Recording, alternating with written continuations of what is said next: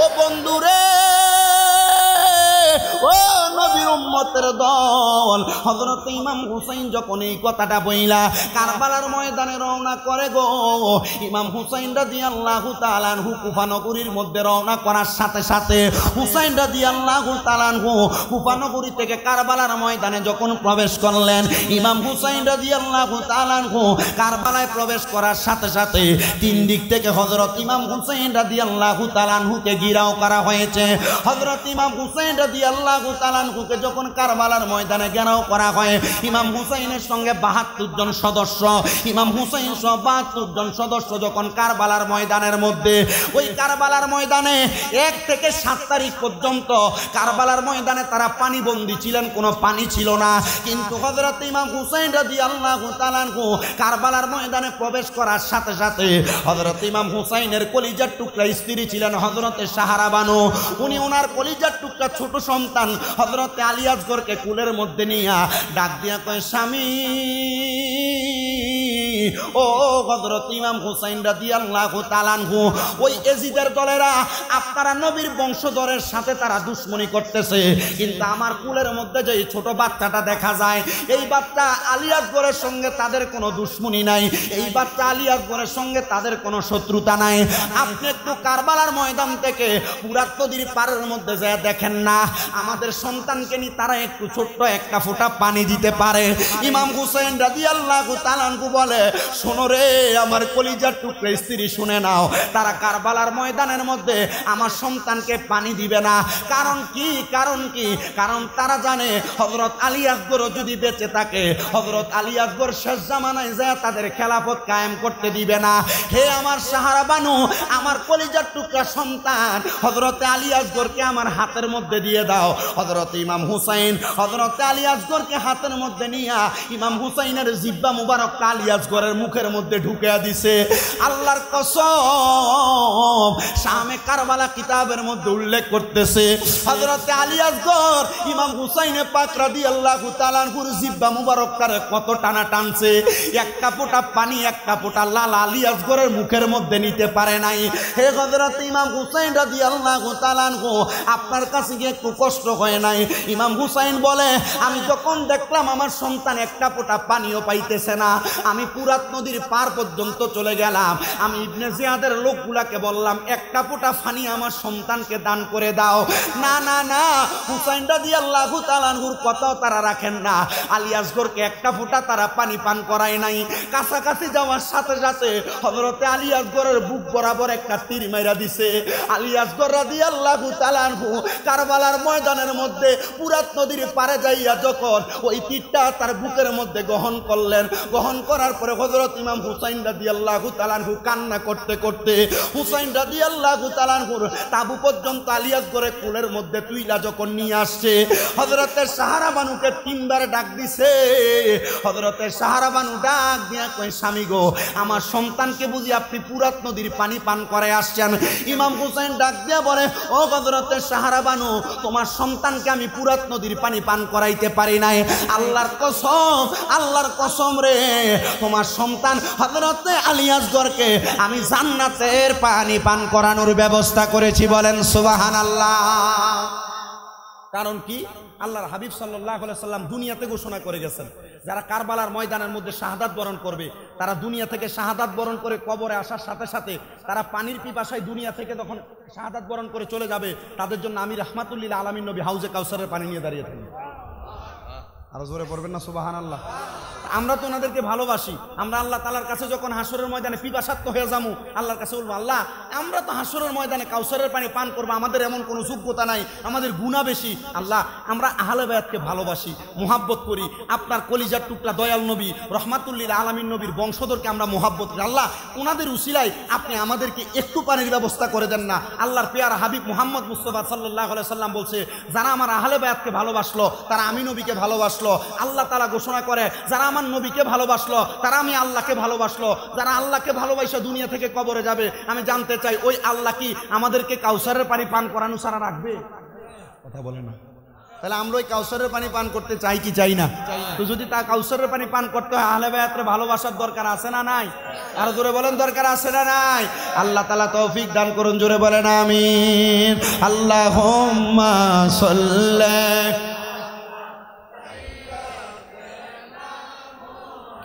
মাদনা বিয়ানা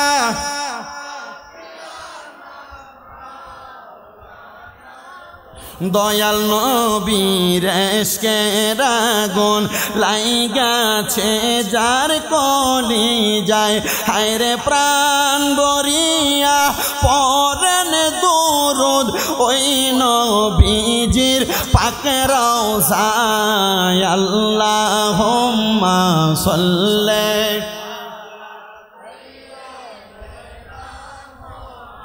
মাদনা বিয়ানা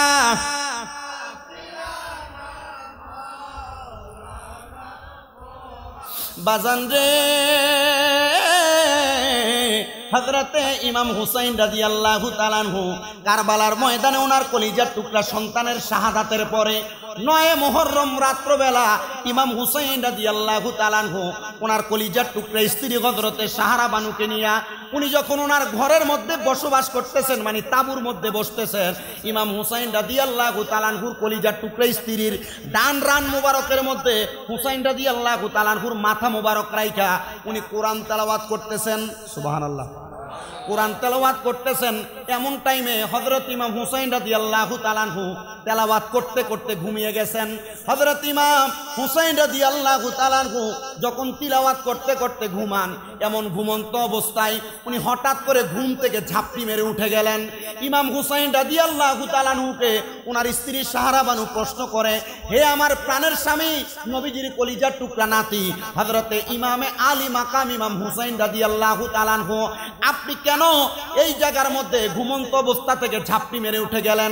হযরত ইমাম হুসাইন চোখের পানিগুলা top top করে ছেড়ে দিলেন আর কান্না করতে করতে ডাক দিয়ে বললেন, হে সাহারা বানু শোনো, আমার কলিজার টুকরা আম্মা জানকে আমি কিছুক্ষণ আগে দেখতে পাইলাম কারবালার ময়দানের মধ্যে। আমার আম্মা জান আইসা কারবালার ময়দানের পাথরগুলা সরাইতেছেন। আমি জিজ্ঞাসা করলাম, হে আমার মা জননী, আপনি কারবালার ময়দানের মধ্যে পাথরগুলা কেন সরিয়ে দিচ্ছেন?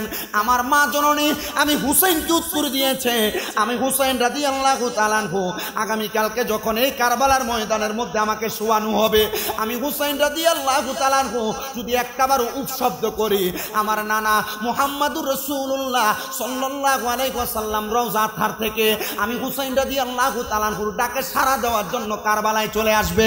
এই জন্য হুসাইন রাদিয়াল্লাহু তাআলা আনহু যেন ওনার পিঠ মুবারকের মধ্যে কোনো আঘাত না পায়, এই জন্য আমি হুসাইন রাদিয়াল্লাহু তাআলা আনহুর যেই জায়গার মধ্যে শোয়ানো হবে ওই জায়গার পাথরগুলা পরিষ্কার করে দিতেছি। ও সাহারা বানু শোনো শোনো শোনো, আমি হুসাইন রাদিয়াল্লাহু তাআলা আনহু আরো আরেকটা স্বপ্ন দেখেছি। আমি দেখলাম জান্নাতের মধ্যে আমার কলিজার টুকরা নানা মুহাম্মদ সাল্লাল্লাহু আলাইহি সাল্লাম, আমার আব্বাজান হযরতে মাওলা আলী মুশকিল কুশা রাদিয়াল্লাহু তাআলা আনহু বেলায়েতের সম্রাট, উনিও বসে আছেন। আমার মা হযরতে ফাতেমাতুজ জাহরাও বসে আছেন। আমার বড় ভাই হযরত ইমাম হাসান রাদিয়াল্লাহু তাআলা আনহু বসে আছেন। ওনাদের সামনে সুন্দর একটা জান্নাতি খাবারের থালা দেখা যায়। আমি প্রশ্ন করলাম, হে আমার আব্বা, হে আমার নানা, হে আমার কলিজার টুকরা মা, হে আমার ভাইজান, আপনাদের সামনে এত দামি দামি সুন্দর খাবার দেখা যায়, আপনারা কেন খাবারগুলা ভক্ষণ করেন না? ওনারা 3জন 4জন তারা ডাক দিয়ে বলতেছে, হুসাইন আমরা এই খাবারে এখন খাইতে পারবো না। কারণ কি? বলে এই খাবারের মালিক হলো 5 জন, তুমি হুসাইন হইলা আরেকজন মালিক। তুমি হুসাইন জান্নাতে আসলে আমরা 5 জন একসাথে মিলে জান্নাতের খাবার খাইব। জোরে বলেন সুবহানাল্লাহ। আর হুসাইন রাদিয়াল্লাহু তাআলা আনহু বলে, ওই জান্নাতের খাবার আমি ইমাম হুসাইন ততক্ষণ পর্যন্ত মুখের মধ্যে নিব না যতক্ষণ পর্যন্ত আমার নানা মুহাম্মদ মুস্তাফা সাল্লাল্লাহু আলাইহি ওয়াসাল্লাম নবীর একটা উম্মত পর্যন্ত জাহান্নামে থাকবে। মানে হুসাইন রাদিয়াল্লাহু তাআলা আনহু ঘোষণা করতেছে, আমার নানার গুনাহগার উম্মতদেরকে জান্নাতে নেওয়ার পর আমি জান্নাতি খাবার পান করব। জোরে জোরে বলেন সুবহানাল্লাহ। হযরত ইমাম হুসাইন রাদিয়াল্লাহু তাআলা আনহু 10 মুহররম, ওই দিনটা ছিল শুক্রবার। কিয়ামত যেই দিন হবে ওই দিন হবে 10 মুহররম শুক্রবার। ও বন্ধু, হযরত ইমাম হুসাইন রাদিয়াল্লাহু তাআলা আনহুর তাবুর মধ্যে জুমার নামাজ আদায় হইতেছে, ইয়াজিদের তাবুতেও নামাজ হইতেছে। নামাজ শেষে ইমাম হুসাইন রাদিয়াল্লাহু তাআলা আনহু যখন যুদ্ধ করার জন্য রওনা করলেন, যুদ্ধ করতে যাওয়ার সময় ইমাম হুসাইনের হাতের মধ্যে যেই তরবারিটা ছিল, ওই তরবারিটা ছিল ওনার আব্বা হযরত আলী রাদিয়াল্লাহু তাআলা আনহুর তরবারি। হযরত হুসাইন রাদিয়াল্লাহু তাআলা আনহুর মাথা মুবারকের মধ্যে আমার রহমাতুল লিল আলামিন নবীর পাগড়ি মুবারক পরা, ওনার বুকের মধ্যে আমার কলিজার টুকরা হযরত আমির হামজা নবীজির সাহাবী, ওনার বর্ম মুবারকটা লাগায়া উনি যুদ্ধের ময়দানে রওনা করেছে। যে দেখতেছে ওই কারবালার ময়দানের মধ্যে থরে থরে থরে থরে থরে থরে এজিদের বাহিনীগুলা সাজানো। এজিদের বাহিনীরা তরবারি হাতে নিয়ে হুসাইনে পাক নবীর বংশকে মারার জন্য দাঁড়ায় আসে। কিন্তু আমার দয়াল নবীর কলিজার টুকরা নাতি ইমাম হুসাইন কারবালার ময়দানে প্রবেশ করার সাথে এজিদ দলের বাহিনীর মাঝখানে সামনে একটা ছোট বাচ্চা ছিল, যার বয়স ছিল 7 থেকে 8 বছর। কয় বছর? একবারে ছোট বাচ্চা। হুসাইন রাদিয়াল্লাহু তাআলা আনহু যুদ্ধ করবেন, এমন টাইমে ছোট বাচ্চা আইসা ইমাম হুসাইনের কাছে সালাম দেয়, আসসালাতু ওয়াসসালামু আলাইকা ইয়া আহলে বায়াত। নবীর বংশধরকে সালাম দিলেন। সালাম দেওয়ার পরে ইমাম হুসাইন বলে, হে এজিদ বংশের ছোট বাচ্চা, তুমি যে আমাকে সালাম প্রদান করলা, তোমরা তো নবীর বংশধরকে সালামও দাও না, মুহাব্বত করো না। যদি মুহাব্বত করতা আমাদের সঙ্গে যুদ্ধ করতা না, তুমি সালাম দেওয়ার কারণ কি? 7 থেকে 8 বছরের বাচ্চা ডাক দিয়া কয়, হুসাইন, আমি আপনাকে বড় মুহাব্বত করি, আমার জীবনে বড় শখ ছিল। যেই দিন থেকে আমার পরিবারের এজিদ বংশের মানুষ আপনাদেরকে মারার জন্য চেষ্টা করতেছিল, ওই দিন থেকে আমি মনে মনে এরাদা করলাম, নবীর বংশের কলিজার টুকরা নাতি, যার চেহারা মুবারক এত সুন্দর, ওনাকে তারা মেরে ফেলবে। না না না, ওনার যদি দামই না থাকে, সম্মানই না থাকে, তাহলে তারা কেন তাকে মারার চেষ্টা করে? সুবহানাল্লাহ। হুসাইন, আমি ওই দিন নিয়ত করেছি, আপনার সঙ্গে আমার যেই দিন দেখা হবে ওই দিন আমি আপনার হাতে হাত রেখে বায়াত গ্রহণ করব। কি গ্রহণ করবে? বায়াত গ্রহণ করব। ইরে, তোমার আব্বা তো বায়াত পছন্দ করে না, পছন্দ করবেই কেমনে?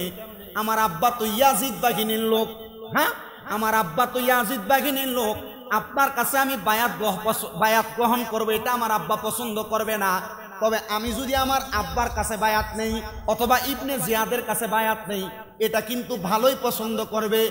এজন্য আপনারা যারা এই এলাকার মধ্যে বসবাস করেন, অনেকে আছেন বকশিয়া দরবারে বায়াত, অনেকে আছেন রেজবিয়া দরবারে বায়াত, অনেকে আছেন এই এলাকার মধ্যে গৌসে মাঝ ভান্ডারির বায়াত এবং বিভিন্ন পীর মাশায়েখের বায়াত, আশরাফিয়া দরবারের বায়াত।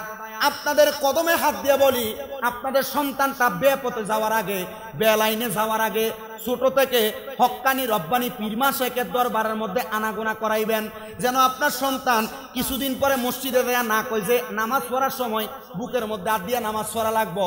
আপনার সন্তান যেন না বলে মসজিদে দাঁড়াইবা, মসজিদের মধ্যে আযান দেওয়ার আগে দুরূদ শরীফ পড়া যাবে না। আপনার সন্তান জানাজার মাঠে আপনার জানাজার সময় যেন না বলে যে জানাজার পরে কোনো দোয়া নাই। এজন্য হক্কানি রব্বানি পীর মাশায়েখের দরবারে যখন আনা নেওয়া করবেন, আপনার সন্তান এগুলা শিখবে না। মারহাবা কন্যা।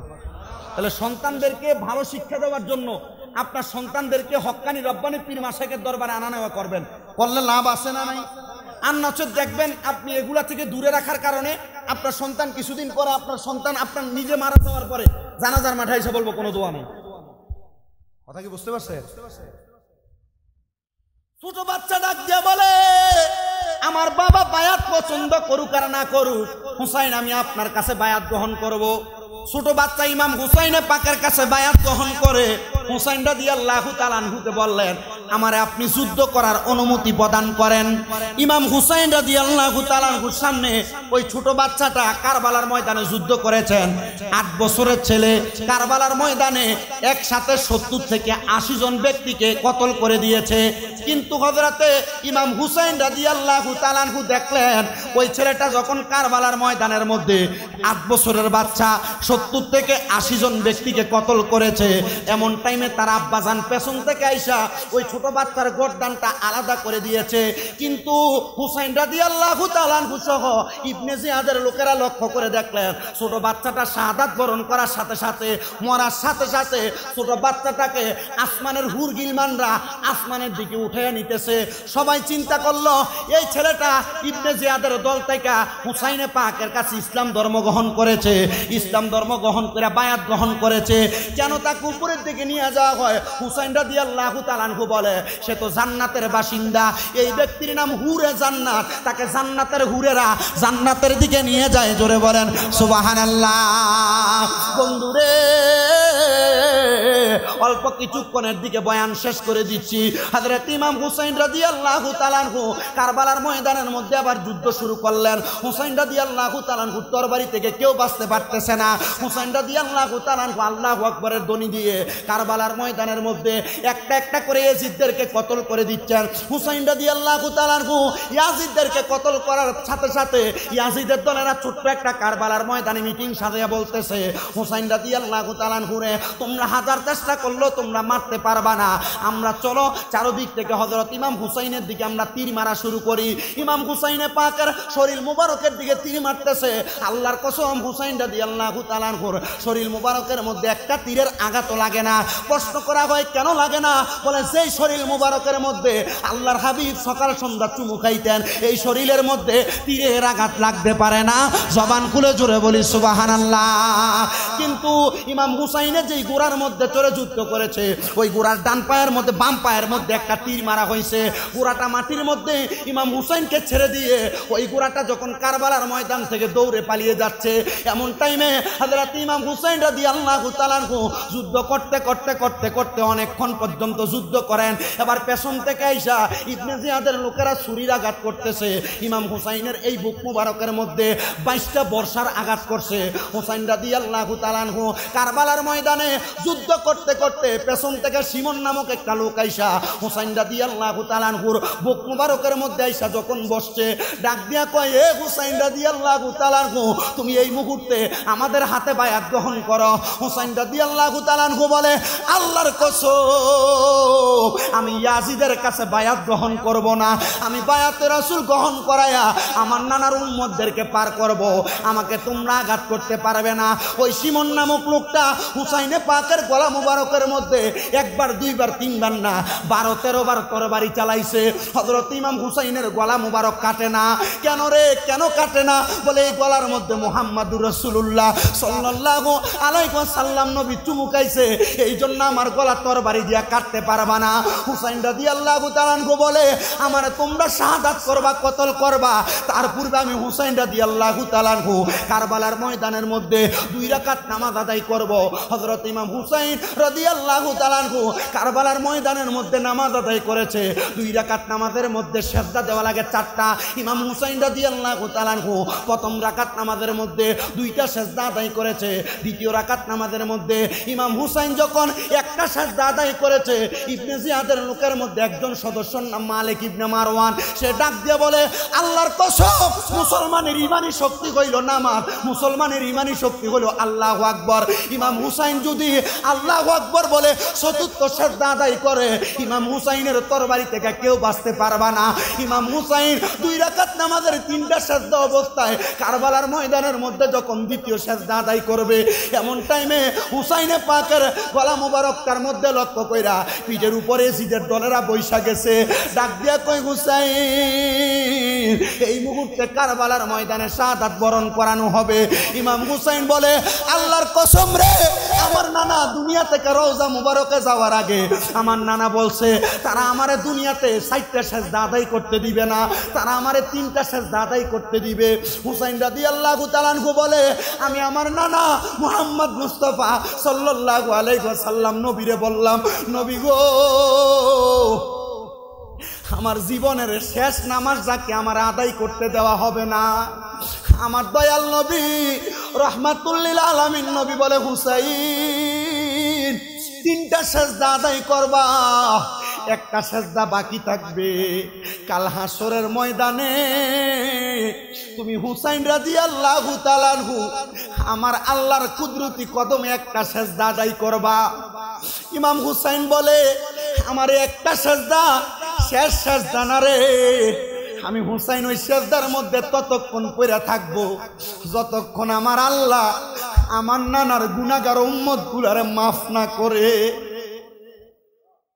আমি কারবালার ময়দানে শাহাদাত বরণ করব, এটা আমি আগেও জানতাম। ইয়াজিদের দলেরা আমারে দাওয়াত করে আনছে, এটাও আমি জানি, কিন্তু তারা আমার সঙ্গে বেঈমানি করেছে। একজন আশেক লিখতেছে মুঝে কুফা ওয়ালো মুসাফির না সমঝো, মুঝে কুফা ওয়ালো মুসাফির না সমঝো, मैं आया नहीं हो बुलाया गया हो, मैं आया नहीं हो बुलाया गया हो,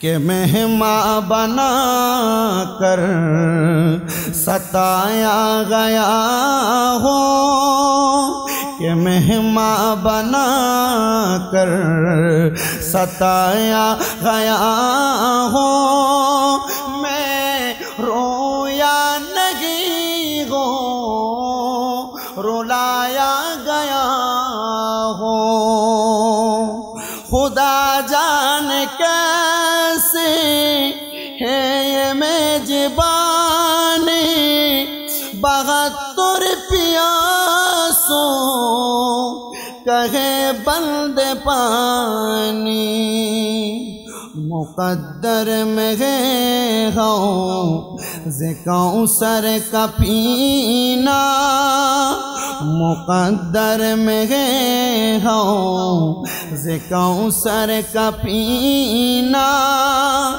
میں پیاسا نہیں ہوں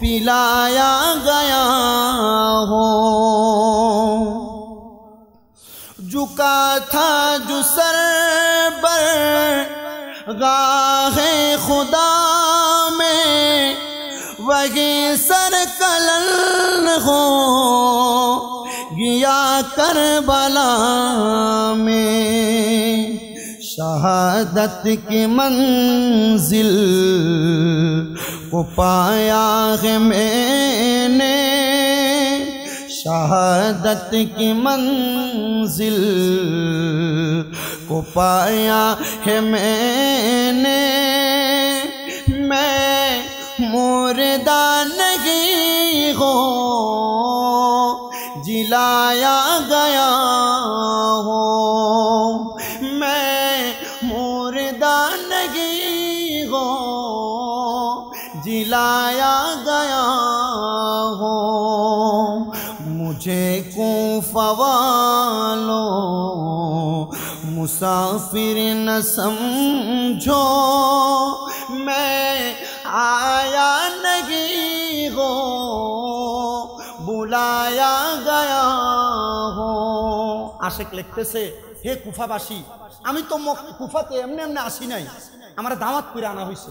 তো দাওয়াত করে আনার পর কেন আমার সাথে এমন বেঈমানি, কেন এমন অপপ্রচার, কেন আমার উপর এমন অত্যাচার? হুসাইন রাদিয়াল্লাহু তাআলা আনহু এমন বাক্য কবি লিখতেছেন। তো হুসাইন রাদিয়াল্লাহু তাআলা আনহুকে যখন কারবালার ময়দানে শাহাদাত বরণ করে দিছে, এই কারবালার ময়দানে কালো রঙের একটা কাক আইসা কারবালার ময়দানে দেখতেছেন একটা মাথা মুবারক একদিকে, দেহ মুবারক একদিকে। ওই কালো রঙের কাকটা হুসাইনের শামে কারবালা কিতাবের মধ্যে ঘটনাটা এইভাবে লিখতেছেন আল্লামা আনিসুজ্জামান রহমতুল্লাহ আলাই, আনিসুজ্জামান মাদ্রাসিল্লাহুল আলী, যিনি জামিয়া আহমদিয়া সুন্নি আলিয়ার বর্তমানে এখনো শিক্ষক, উনি লিখছেন এভাবে যে হুসাইনে পাকের রক্ত মুবারকের মধ্যে ওই কাকটা এভাবে মুখটা লাগাইছেন। লাগে উঠতে উঠতে হুসাইন রাদিয়াল্লাহু তাআলা আনহু তাবুর মধ্যে যাইয়া ওই কাকের তাবুর মধ্যে যে কা কা করে ডাকতেছে, হুসাইন রাদিয়াল্লাহু তাআলা আনহুর কলিজার টুকরা কন্যা হযরত সকিনা বের হয়ে আসছেন। এটার মুখ থেকে রক্তটা হযরতে সকিনার কাপড়ের মধ্যে একটু লাগিয়ে দিচ্ছে।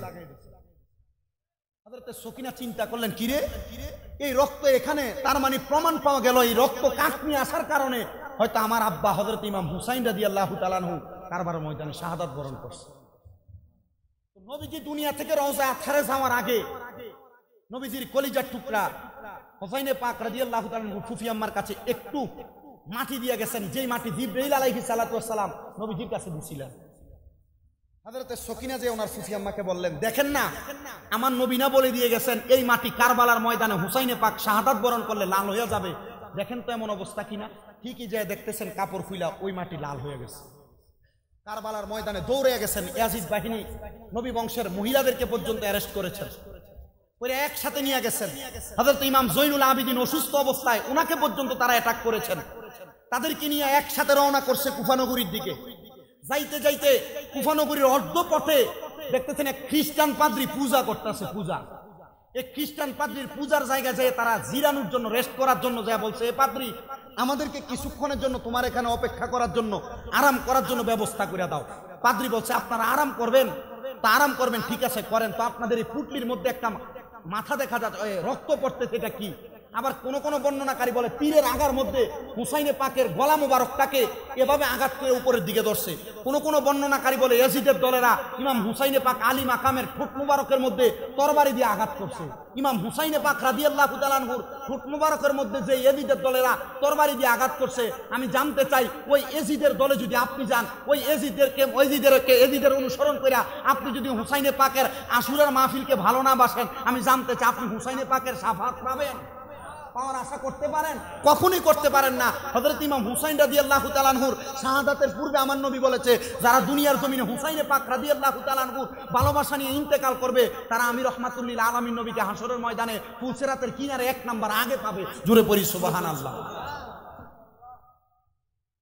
ওই পাদ্রী বললেন, আপনার এই প্যাকেটের মধ্যে অথবা পুটলির মধ্যে যেই গর্দান, এটা হুসাইনে পাকের গর্দান, যিনি আখিরি নবীর নাতি। তারা বলছে, হ্যাঁ। আপনি জানেন কিভাবে?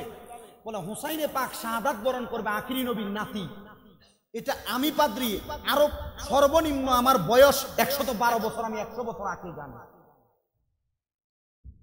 পাদ্রী 300 দিরহাম নিয়ে আসছে। দিরহামাইনা বলে, এই 300 দিরহাম আপনার কাছে রাখেন, আর হুসাইনে পাকের গলা মুবারকটাকে আজকে রাতের জন্য আমার কাছে দিয়ে দেন। কারণ ওই পাদ্রী নিজে মনে মনে চিন্তা করছে, আমি যদি কখনো নবীর নাতি হুসাইন পাককে পাই, আমি ওনার হাতে বায়াত গ্রহণ করব। ওনাকে পান নাই, ওনার কল্লা মুবারক পাইছে, তো 300 দিরহামাইনা দিয়া বলছেন, আপনি আমার বায়াত গ্রহণ করাইতে তো পারবো না, আপনি কল্লা মুবারক আমার 1 রাত্রের জন্য দিয়া দেন আমার হেফাজতে। পাদ্রী কল্লা মুবারককে হাতের মধ্যে নিয়া বাড়ির মধ্যে যাইয়া ছোট্ট একটা থাল আনছে। থালের মধ্যে হুসাইনে পাকের কল্লা মুবারক রাখছেন। স্ত্রী বলে, স্বামী এই কল্লা মুবারক কার? যে কল্লা মুবারকটা দেখতে বড় সুন্দর দেখা যায়, মাথার মধ্যে লম্বা বাবরি চুল। হে স্বামী, এত সুন্দর চেহারা। ওই পাদ্রী ডাক দিয়া কই, স্ত্রী শোনো, আমি যেই হুসাইনে পাকের কথা তোমার কাছে বারবার বলতাম, এটা হলো সেই ইমাম হুসাইনের কল্লা মুবারক। স্বামী গো, এই কাটা কল্লা কেন আপনি ঘরের মধ্যে আনলেন? কারণ জানতে চাই। বলে, এটাকে আমি মোহাব্বত করি, ভালোবাসি, বিদায় আনলাম। ঠিক আছে, একটা রাত্রের জন্য আহলে বায়াতের কল্লা মুবারকের জামিনদার আমরা হওয়ার কারণে হয়তো আল্লাহ তাআলা আমাদেরকেও মাফ করে দিবেন। এটা খ্রিস্টান একজনের কথা। হুসাইনে পাকের কল্লা মুবারকটা ঘরে রাইখা খ্রিস্টান পাদ্রী এবং তার স্ত্রী যখন রাত্রবেলা ঘুমাইছেন, গভীর রাত্রবেলা দেখতেছেন তাদের ঘরটা কেমন জানি ঝলমল ঝলমল করতেছে আলোতে। ওনার স্ত্রী, ওই খ্রিস্টান পাদ্রীর স্ত্রী ঘুম থেকে সজাগ হইয়া ডাক দিয়া স্বামীকে তুললেন। স্বামী লক্ষ্য করে দেখেন হযরত ইমাম হুসাইন রাদিয়াল্লাহু তাআলা আনহুর কল্লা মুবারকের চারদিক দিয়া সাদা রঙের 4টা পাখি ইয়া হুসাইন বলে বলে তাওয়াফ করতেছে আর ঘুরতেছে। হুসাইন রাদিয়াল্লাহু তাআলা আনহুর কল্লা মুবারকের দিকে তাকায়া ওই পাত্রী লক্ষ্য করে দেখে সাদা রঙের 4টা পাখি হুসাইনে পাকের কল্লা মুবারকের চারদিক দিয়া ঘুরতেছে। ওই পাখিগুলার সাদা রঙের যে আলোটা, ওই আলোর কারণে খ্রিস্টান পাদ্রীর ঘরটা নূরের আলোতে ঝলমল করতেছে। এমন টাইমে কোন পাখির জবান জানি খুলে গেছে, পাখির জবান থেকে আওয়াজ দেয়, খ্রিস্টান পাদ্রী জীবনে তোমার বড় শখ ছিল আহলে বায়াত হুসাইন রাদিয়াল্লাহু তাআলা আনহুর ঠোঁট মুবারকের সঙ্গে তুমি কালিমা পড়ে ইসলাম গ্রহণ করবা। যাও যাও যাও, এই মুহূর্তে হুসাইনে পাকের ঠোঁট মুবারকের সাথে মুখটা মিলাইয়া তুমি তাড়াতাড়ি কালিমা পড়া নাও। আল্লাহর কসম কিতাব প্রমাণ করে হুসাইন রাদিয়াল্লাহু তাআলা আনহুর কাটা কল্লা মুবারকের মধ্যে মুখটা লাগায়া ওই খ্রিস্টান পাদ্রী এবং তার বউ একসাথে কালিমা পড়া মুসলমান হইয়া গেছে। বলেন সুবহানাল্লাহ। এখনো পর্যন্ত হযরত ইমাম হুসাইন রাদিয়াল্লাহু তাআলা আনহুর মাজার রওজা দুইটা, একটা হুসাইন রাদিয়াল্লাহু তাআলা আনহুর কল্লা মুবারকের মাজার, আরেকটা হুসাইন রাদিয়াল্লাহু তাআলা আনহুর দেহ মুবারকের মাজার। বন্ধুরে, হুসাইন রাদিয়াল্লাহু তাআলা আনহু যখন দুনিয়ার জমিন থেকে যখন বিদায় নিয়ে গেলেন, এরা যখন খ্রিস্টানরা ইসলাম ধর্ম গ্রহণ করলেন, এই খ্রিস্টানরা ওই রাত্রে যখন আবার ঘুমাইছে, ঘুমের ঘরে শুনতেছে হযরতে খাতুনে জান্নাত ফাতেমার গলার আওয়াজ শুনতেছে। তারা জিজ্ঞাসা করে, কে গো আপনি? আপনি আমাদেরকে এমন শব্দ ব্যবহার করলেন ওনার গলার সঙ্গে ঠোঁটের সঙ্গে ঠোঁট মিলাইয়া কালিমা পড়ার জন্য। বলে, আমি হইলাম হুসাইন রাদিয়াল্লাহু তাআলা আনহুর আম্মা জান, আমার নাম হইল হযরতে খাতুনে জান্নাত ফাতেমাতুজ জাহরা রাদিয়াল্লাহু তাআলা আনহা। আমি হইলাম নবী নন্দিনী, আমি হইলাম জান্নাতের মহিলাদের সরদারিনী। এই জন্য আমি আপনাদের সবার কাছে বলবো, শুধু পুরুষ মানুষরা আহলে বায়াতকে ভালোবাসবে এমন না, হযরত পাড়া এলাকা সহ সারা পৃথিবীর জমিনে যত নবীর উম্মত আছে, উম্মতের মধ্যে মহিলা আছে, তারাও আহলে বায়াতকে ভালোবাসবে, তারাও আহলে বায়াতকে মুহাব্বত করবে। এই মুহাব্বত অন্তরে নিয়া 5 ওয়াক্ত নামাজ পড়লে আমার আল্লাহ তাআলা আপনাদের জীবনের গুনাহ মাফ করবে। আহলে বায়াতের মুহাব্বত অন্তরে নিয়া তারা নামাজ আদায় করবে, পুরুষ হন আর মহিলা হন, আল্লাহ তাআলা আপনার জীবনের গুনাহ মাফ করবে। এই জন্য ডক্টর আহমদ পেয়ারা বাগদাদী রহমতুল্লাহ আলাইহি উনি বলতেন, কারবালার কুরবানি স্মরণ কর, প্রাণ ভরে সকলে নামাজ পড়। হে আমার মুমিন মুসলমানের দলেরা, এই জন্য 5 ওয়াক্ত নামাজ পড়ে পড়ে আল্লাহর কাছে দোয়া করবেন, আল্লাহ যেন আপনার আমার জীবনের গুনাহ আহলে বায়াতের মুহাব্বতে মাফ করে দেয়। আর যাদের মা নাই, যাদের বাবা নাই, আপনারা আল্লাহ তাআলার কাছে ফরিয়াদ জানাইবেন, আল্লাহ এই আশুরার মাসের মধ্যে 10 মুহররম আশুরার সময় থেকে এখন পর্যন্ত আহলে বায়াতকে আমরা ভালোবাসি, আমরা মুহাব্বত করি।